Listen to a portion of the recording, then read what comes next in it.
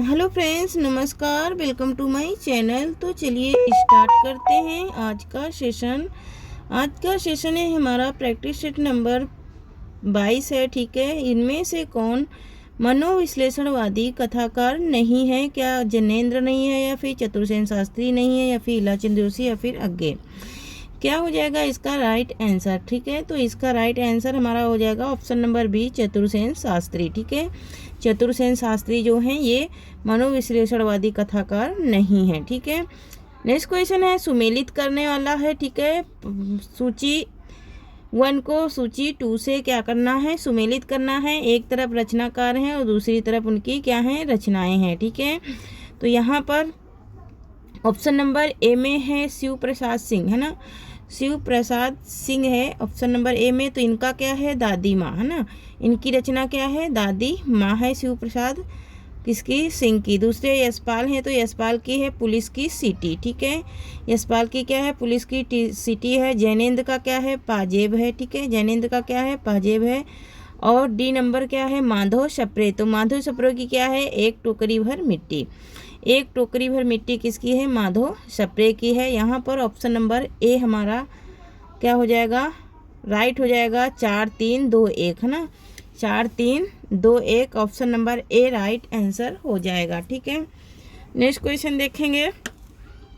Question number 3 है कि court martial नाटक समाज की किस समस्या पर आधारित है? ठीक है, कोर्ट मार्शल नाटक है वो समाज की किस समस्या पर आधारित है? मोस्ट इम्पोर्टेंट क्वेश्चन है। ठीक है, तो यहाँ पर जातिवाद या नारी शोषण या युद्ध की समस्या या फिर सांप्रदायिकता, किस पर ये आधारित है? ठीक है, तो यहाँ पर ये ऑप्शन नंबर इसका राइट हो जाएगा ए, ऑप्शन नंबर ए राइट हो जाएगा। क्या? जातिवाद पर क्या है ये? आधारित है। किस पर आधारित है? जातिवाद पर आधारित है। क्वेश्चन नंबर 4 है कि निम्नलिखित में से कौन सा नाटक श्रीनिवास दास का नहीं है? ठीक है, नहीं को हमें बताना है। किसका? श्रीनिवास दास का। तो ऑप्शन नंबर ए है हमारा, ए है रणधीर प्रेम मोहिनी। ए क्या है? रणधीर प्रेम मोहिनी है। बी है महारानी पद्मावती। और सी है त्रसा श्रवण, या है डी है संयोगिता स्वयंवर। क्या हो जाएगा इसका राइट आंसर? क्वेश्चन नंबर 4 का राइट आंसर क्या हो जाएगा? तो क्वेश्चन नंबर 4 का राइट आंसर हो जाएगा हमारा, राइट आंसर हो जाएगा हमारा ऑप्शन नंबर बी हो जाएगा। ऑप्शन नंबर बी महारानी पद्मावती। क्या हो जाएगा?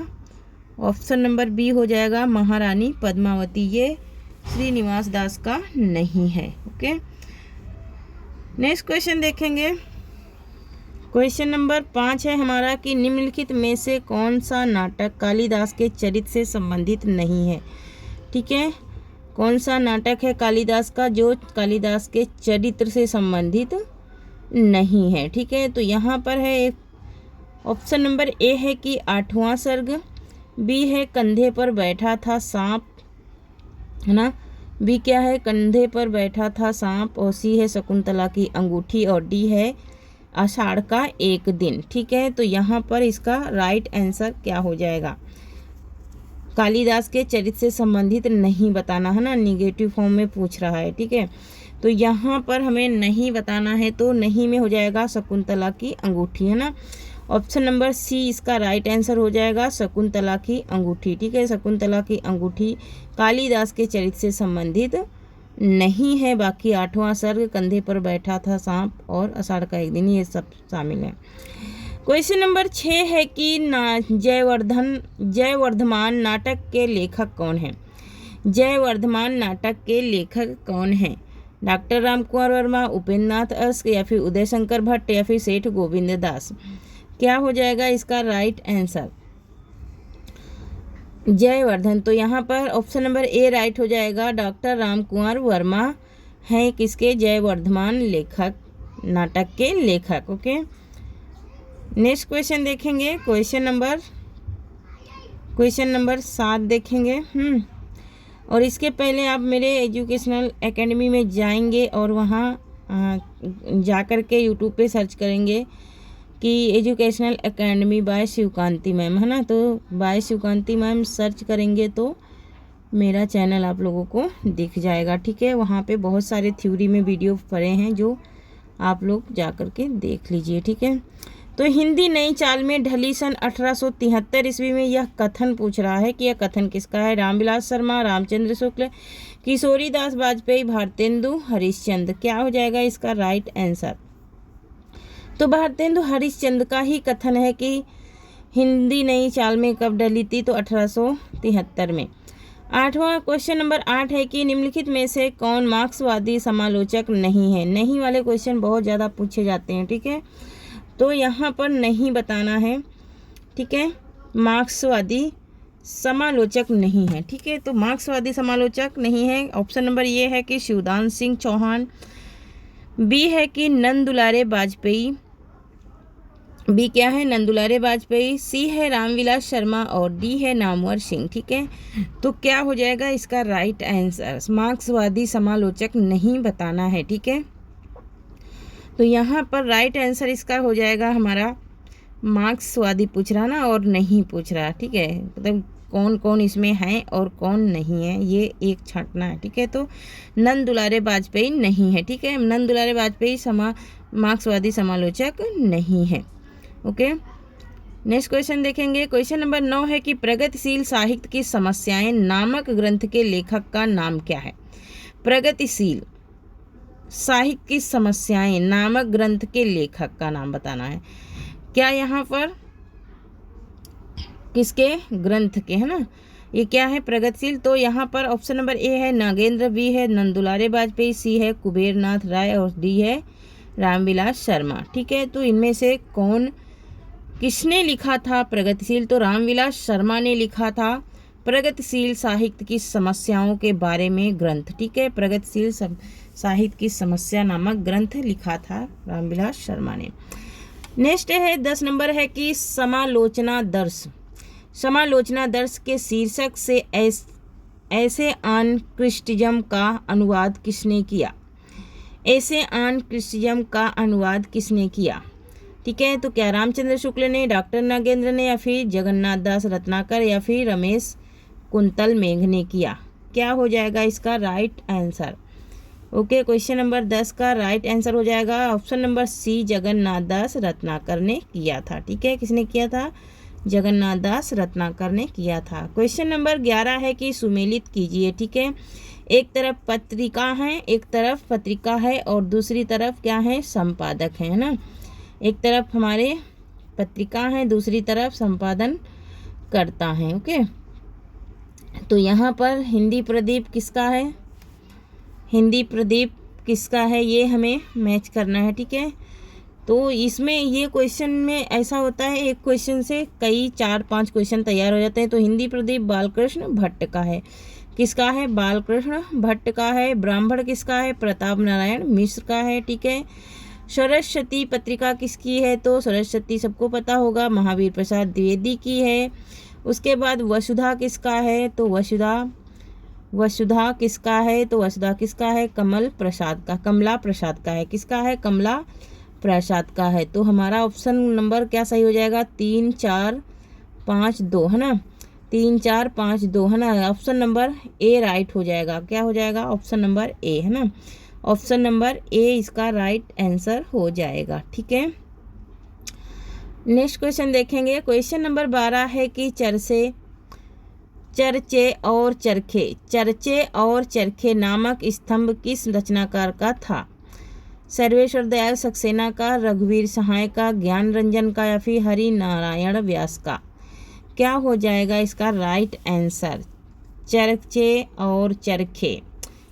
और चरखे नामक स्तंभ ये किसका है, तो ये सर्वेश्वर दयाल सक्सेना का है। ऑप्शन नंबर ए राइट हो जाएगा। क्वेश्चन नंबर 13 है कि इनमें से कौन रस सूत्र का व्याख्याता नहीं है ना, नहीं बताना है।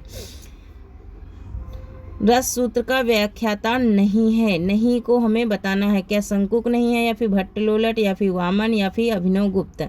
क्या हो जाएगा इसका राइट आंसर। तो यहाँ पर इसका राइट आंसर क्या हो जाएगा कि मतलब कि भरत मुनि के जो रस सूत्र थे उनकी व्याख्या किया था, तो यहाँ पर वामन ने नहीं किया था उनके रस सूत्रों की व्याख्या, बाकी शंकुक, भट्टलोलट और अभिनव गुप्त ने किया था। क्वेश्चन नंबर 14 है कि भरत मुनि के अनुसार काव्य में कुल कितने गुण होते हैं, है ना। भरत मुनि के अनुसार काव्य में कुल कितने गुण होते हैं?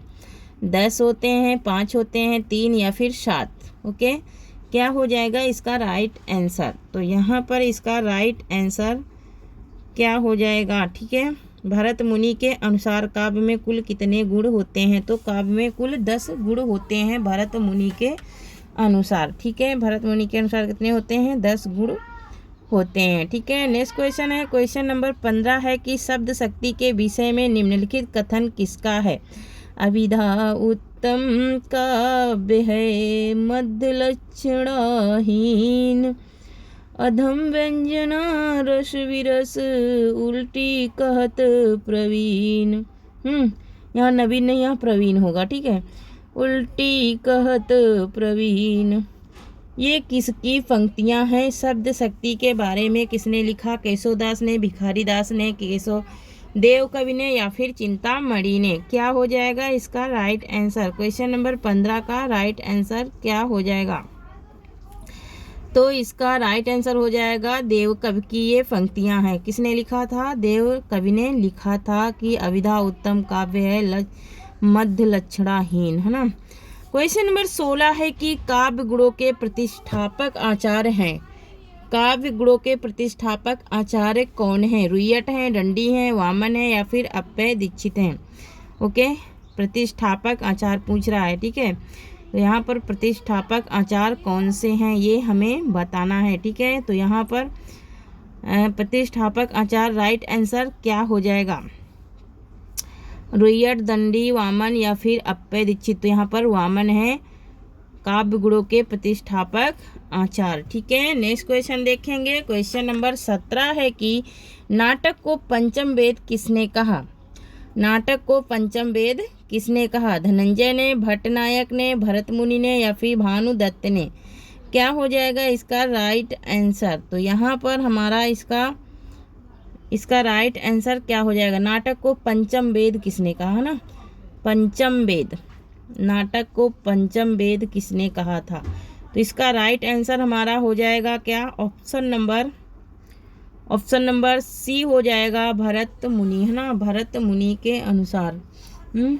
एजुकेशनल बाय शिवकांति मैम डालेंगे तो आप लोगों को पूरी की पूरी क्लासें मिल जाएंगी। ठीक है, यहाँ पर किसने कहा था? तो यहाँ पर भरत मुनि ने कहा था। किसने कहा था? भरत मुनि ने कहा था नाटक को पंचम वेद। ठीक है, नेक्स्ट क्वेश्चन देखेंगे, क्वेश्चन नंबर 18 है कि निम्नलिखित में से किस आचार्य ने अलंकार को काव्य की आत्मा मानकर रस का महत्व गौण कर दिया?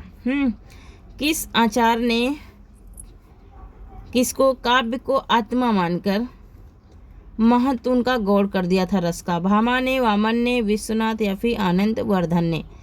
क्या हो जाएगा इसका राइट आंसर? तो भामा। क्या हो जाएगा? भामा ने किया था। ठीक है, क्वेश्चन नंबर 19 है कि जहां बिना कारण के ही कार्य की संभावना व्यक्त की गई हो वहां कौन सा अलंकार होता है? ठीक है, मतलब कारण ही नहीं है फिर भी कार्य हो रहा है। विभावना, निर्देशना या फिर असंगति या फिर अर्थांत्यांश अलंकार?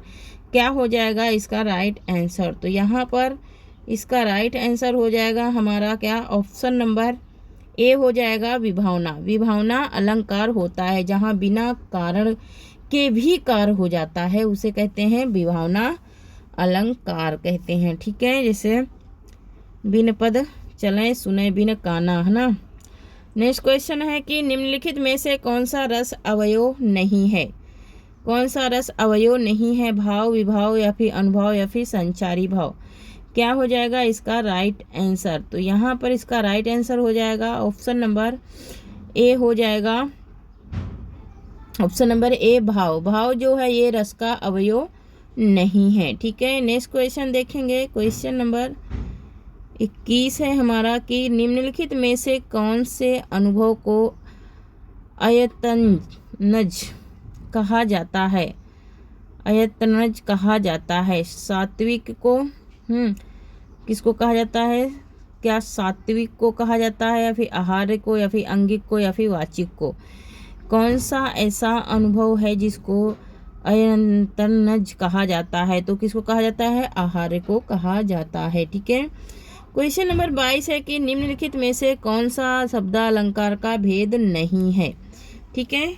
22 में क्या है कि कौन सा शब्दालंकार का भेद नहीं है। नहीं बताना है, क्या अनुप्रयास नहीं है, या उपमा नहीं है, या यमक नहीं, या फिर वक्रोक्ति नहीं है शब्दालंकार का। तो यहाँ पर अनुप्रयास भी है, यमक भी है, उपमा भी है, ये वक्रोक्त भी है, लेकिन उपमा नहीं है। तो उपमा किसका है? उपमा किसका है? तो उपमा हमारा किस में आता है? उपमा हमारा अर्थालंकार में आता है। किस में आता है? अर्थालंकार में आता है। ठीक है। अर्थालंकार में उपमा, उत्प्रेक्षा। ठीक है।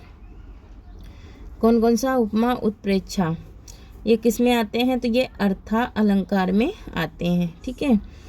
उपमा और उत्प्रेक्षा अर्थालंकार के अंतर्गत आते हैं। ठीक है।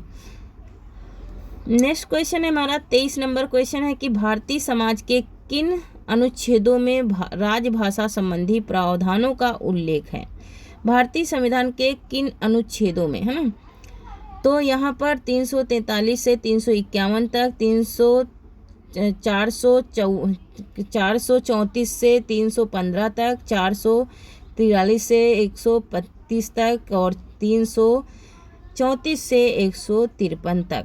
क्या हो जाएगा इसका राइट आंसर? तो ऑप्शन नंबर ए 343 से 351 तक का। ठीक है।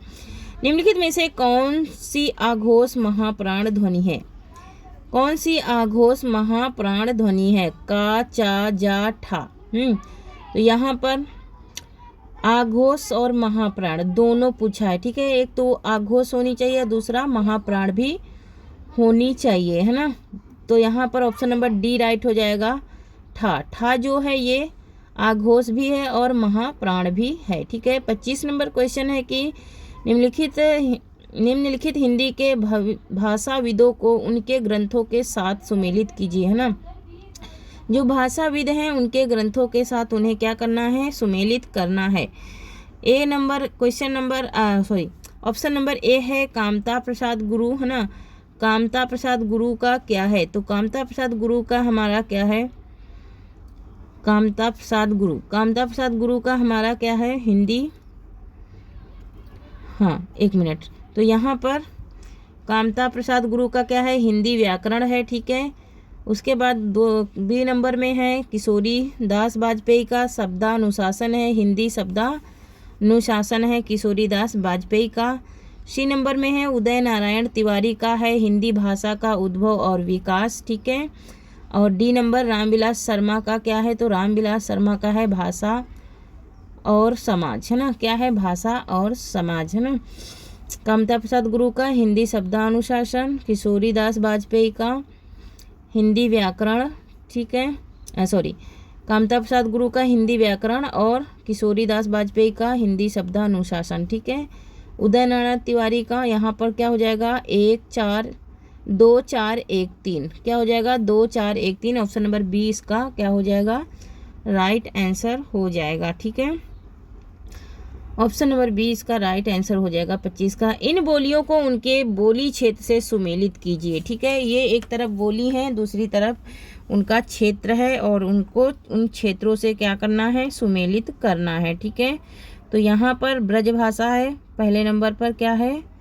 ब्रज भाषा है। ठीक है। ब्रज भाषा कहाँ बोली जाती है? ठीक है। ब्रज भाषा को हमको क्या करना है? तो ये अलीगढ़ में बोली जाती है। कहाँ बोली जाती है? अलीगढ़ में बोली जाती है। ठीक है। दूसरे नंबर पर है भोजपुरी, है ना? तो भोजपुरी कहाँ बोली जाती है? छपरा में बोली जाती है। ठीक है। छपरा में भोजपुरी बोली जाती है। उसके बाद सी नंबर है मैथिली।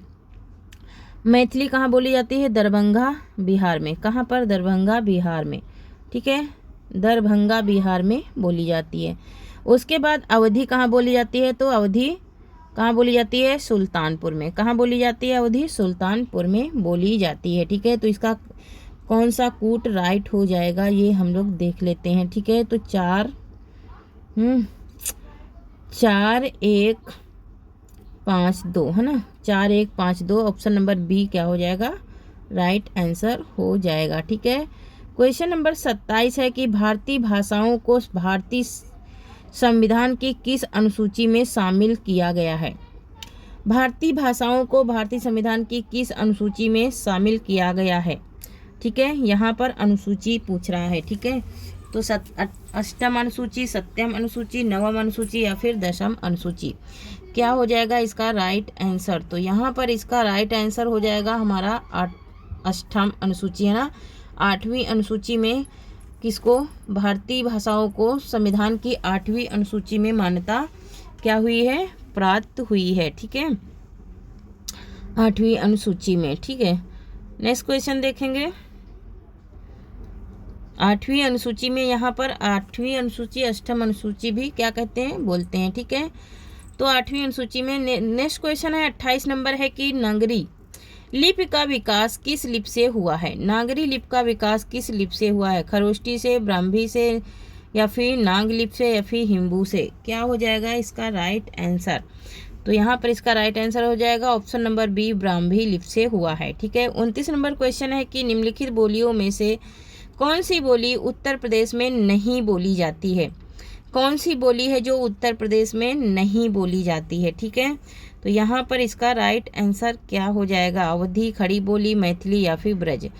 क्या हो जाएगा इसका राइट आंसर, जो उत्तर प्रदेश में बोली ही नहीं जाती है। ठीक है, तो ऑप्शन नंबर सी राइट हो जाएगा, मैथिली। मैथिली कहाँ बोली जाती है, तो मैथिली बिहार में बोली जाती है। कहाँ बोली जाती है, बिहार में बोली जाती है। ठीक है, क्वेश्चन नंबर 30 है कि पुरानी हिंदी नामकरण किसने किया।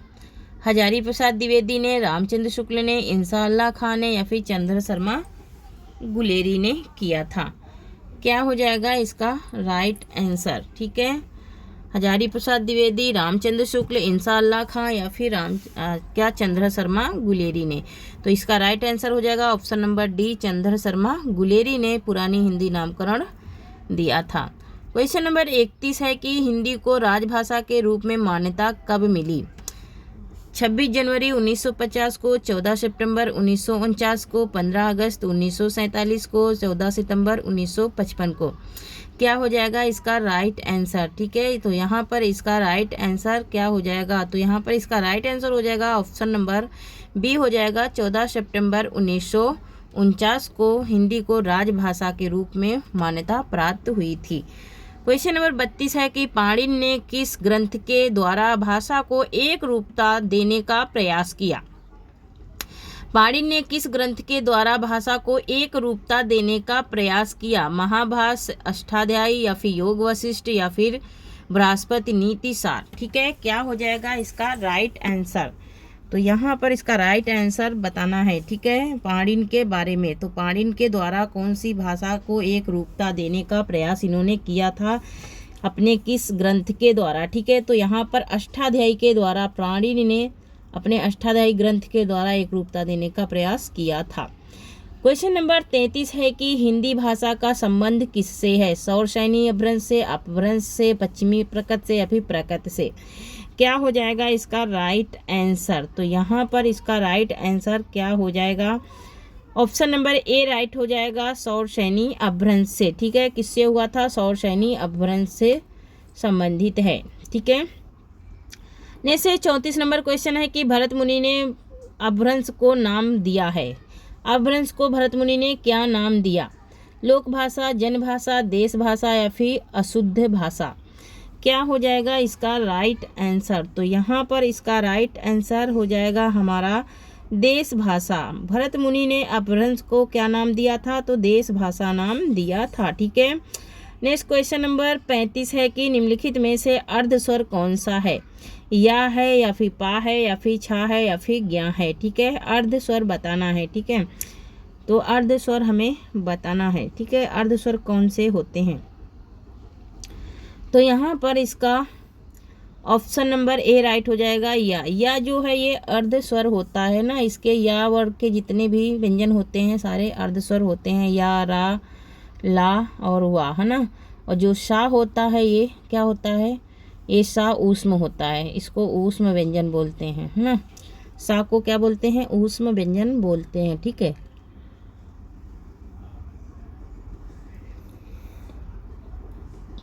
नेक्स्ट क्वेश्चन देखेंगे। तो यार अलावा को अर्धस्वर और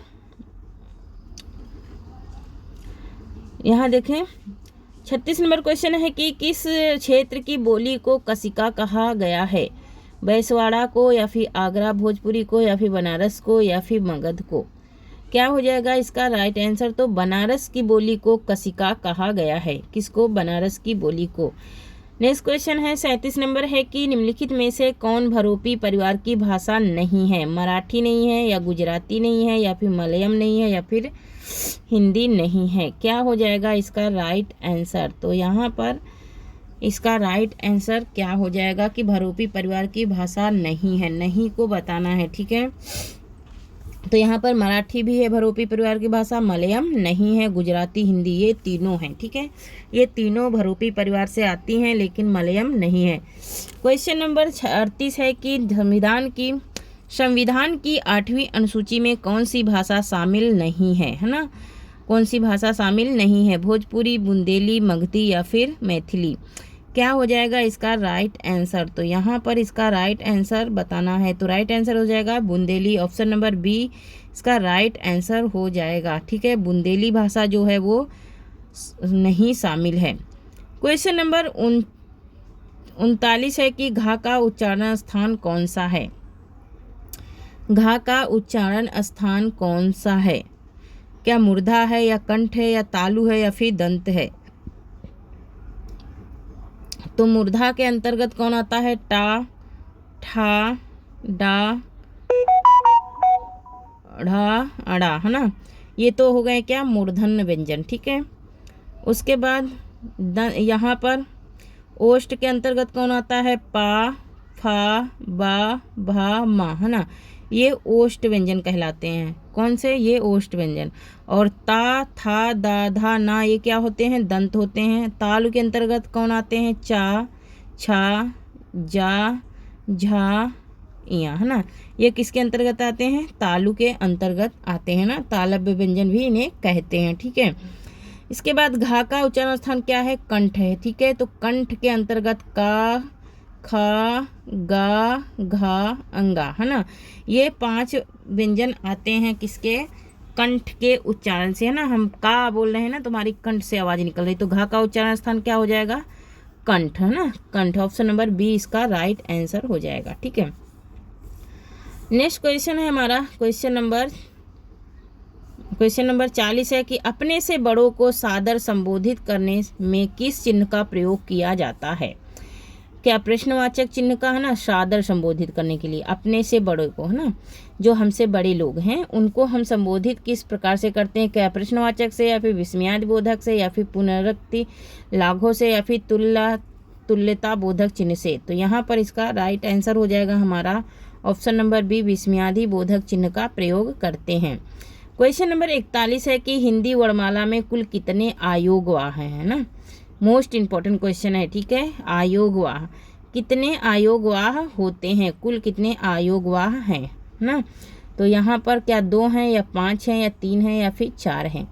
क्या हो जाएगा इसका राइट आंसर, तो 41 नंबर क्वेश्चन का राइट आंसर हमारा हो जाएगा ऑप्शन नंबर ए 2, है ना, 2 होते हैं। और कौन कौन से होते हैं, 2 तो अंग और आहा, कौन कौन से होते हैं, अंग और आहा, ये 2 ही क्या होते हैं, आयोगवाह होते हैं। ठीक है, अंग और आहा को आयोगवाह कहते हैं। ठीक है, नेक्स्ट क्वेश्चन है कि समास का शाब्दिक अर्थ होता है, समाज का शाब्दिक अर्थ पूछ रहा है, संक्षेप है या फिर विस्तार है या फिर विग्रह है या फिर विच्छेद है। क्या हो जाएगा इसका राइट आंसर, समास का शाब्दिक अर्थ होता है, समाज का शाब्दिक अर्थ पूछ रहा है। ठीक है, तो संक्षेप जो है ये समाज का शाब्दिक अर्थ होता है ना, संक्षेप मतलब कि छोटे में लिखना। निम्न में से कौन सा शब्द स्त्रीलिंग है, तो क्या यहाँ पर ऑप्शन नंबर ए है उपहार। ठीक है, उपहार, ग्रंथ, मस्तक या फिर रचना। तो उपहार क्या होता है, उपहार दिया जाता है, उपहार क्या होता है, दिया जाता है। ठीक है, उपहार दिया जाता है। ग्रंथ पढ़े जाते हैं, ग्रंथ पढ़े जाते हैं। ठीक है, और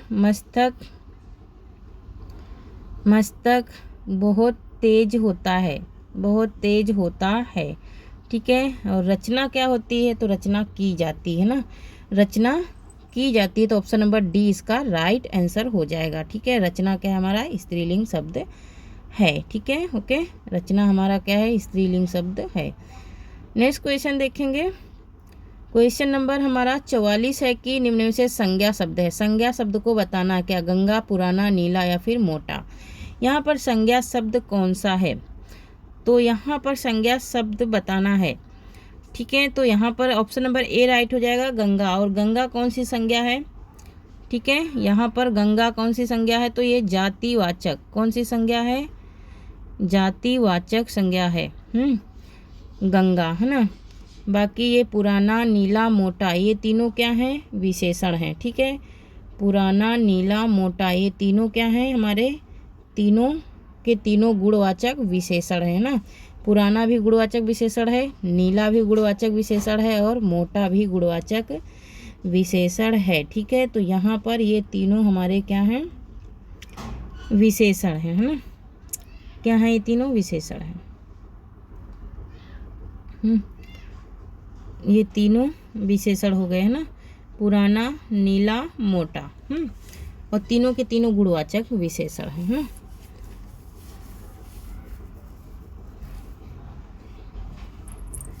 तो गंगा इसका राइट आंसर हो गया, जातिवाचक संज्ञा है गंगा, ठीक है। गंगा क्या है, जातिवाचक संज्ञा है।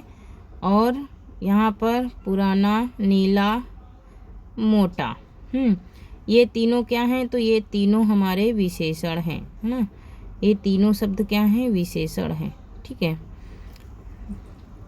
नेक्स्ट देखेंगे। नेक्स्ट है हमारा 45 नंबर क्वेश्चन है कि शीला अपने कपड़े स्वयं धोती है, रेखांकित शब्द सर्वनाम शब्द का उचित भेद है। रेखांकित जो शब्द है वो सर्वनाम का उचित भेद कौन सा है, ठीक है। स्वयं धोती है, पुरुषवाचक सर्वनाम, ऑप्शन नंबर ए है पुरुषवाचक सर्वनाम, निजवाचक सर्वनाम, निश्चयवाचक सर्वनाम, या फिर उपयुक्त में से कोई नहीं, ठीक है। क्या हो जाएगा इसका राइट आंसर, 45 का राइट आंसर क्या हो जाएगा, तो 45 का राइट आंसर हो जाएगा ऑप्शन नंबर बी, निजवाचक सर्वनाम, है ना। जहाँ पर क्या लग जाए, स्वयं, स्वयं लग जाए और खुद लग जाए, स्वयं और खुद लग जाए, वहाँ पर कौन सा होता है, वहाँ पर निजवाचक सर्वनाम होता है, ठीक है। यहाँ पर स्वयं और खुद। गोदान किसका उपन्यास है, यशपाल का, प्रेमचंद का, भीष्म साहनी का, या फिर अमरकांत का। क्या हो जाएगा इसका राइट आंसर, 46 नंबर का राइट आंसर क्या हो जाएगा, तो प्रेमचंद। गोदान किसका उपन्यास है, प्रेमचंद का उपन्यास है, ठीक है। नेक्स्ट है कि पीपर पात सरिस मन डोला, पीपर पात सरिस मन डोला में उपमेय क्या है, ठीक है। पीपर पात है, या फिर सरिस है, या फिर मन है, या फिर डोला है। क्या हो जाएगा इसका राइट आंसर, पीपर पात सरिस मन डोला। पीपर पात सरिस मन डोला में उपमेय पूछ रहा है कि उपमेय क्या है, पीपर पात है, या सरिस है, या मन है, या फिर डोला है। क्या हो जाएगा इसका राइट आंसर, 47 का राइट आंसर क्या हो जाएगा, तो यहाँ पर इसका राइट आंसर हो जाएगा मन, ठीक है। मन क्या है, उपमेय है, ठीक है। क्वेश्चन नंबर 48 है कि कृपालु शब्द का संधि विच्छेद करने पर प्रत्यय के रूप में क्या प्राप्त होगा। अगर हम कृपालु का संधि विच्छेद करें तो कृपाधन आलू हो जाएगा, है ना। कृपाधन आलू हो जाएगा, आलू है या फिर लू है, या फिर लू है। तो यहाँ पर ऑप्शन नंबर ए राइट हो जाएगा, ऑप्शन नंबर ए इसका राइट आंसर हो जाएगा, आलू, है ना। आलू है कृपालु में प्रत्यय, ठीक है। नेक्स्ट क्वेश्चन है हमारा आज का लास्ट सेकंड क्वेश्चन है कि कौन सा रस नहीं है, हास्य रस, भयानक रस, या व्यंग, या फिर रौद्र, ठीक है। इसमें से रस कौन सा नहीं, रस की श्रेणी में नहीं आता है, ठीक है। तो यहाँ पर इसका राइट आंसर क्या हो जाएगा, ओके। तो यहाँ पर इसका राइट आंसर हो जाएगा ऑप्शन नंबर सी, व्यंग। व्यंग जो है ये व्यंग एक बोलने की प्रथा होती है। आज का लास्ट क्वेश्चन है कि वह स्त्री जिसका पति परदेश विदेश गया हो, वाक्य के लिए एक शब्द होगा, नौड़ा होगा, नौड़ा होगा, ठीक है यहाँ पर, या फिर प्रवासी पतिका होगा, या फिर प्रवासी पतिका होगा, या फिर पोषित पतिका होगा, या फिर आगत पतिका होगा। क्या हो जाएगा इसका राइट आंसर, तो यहाँ पर इसका राइट आंसर बताना है। तो यहाँ पर इसका राइट आंसर क्या हो जाएगा क्वेश्चन नंबर 50 का। तो क्वेश्चन नंबर 50 का राइट आंसर हमें बताना है। तो राइट आंसर इसका हो जाएगा, जिसका पति परदेश विदेश गया हो उसे पोषित पतिका कहते हैं, और जिसका पति विदेश प्रदेश से आया हो उसको आगत पतिका कहते हैं। ठीक है, तो थैंक यू फ्रेंड्स, आज के लिए इतना ही। तब तक के लिए जय हिंद, जय भारत। आप लोगों को कैसा लग रहा है ये सेशन, आप कमेंट में ज़रूर लिखिए। ठीक है, और आप लोगों को किस प्रकार की क्लासेस चाहिए वो कमेंट में ज़रूर लिखिए। ओके, तो वीडियो को देखते रहिए और ठीक है, पढ़ते रहिए और स्वस्थ रहिए, मस्त रहिए और मुस्कुराते रहिए। Okay, thank you.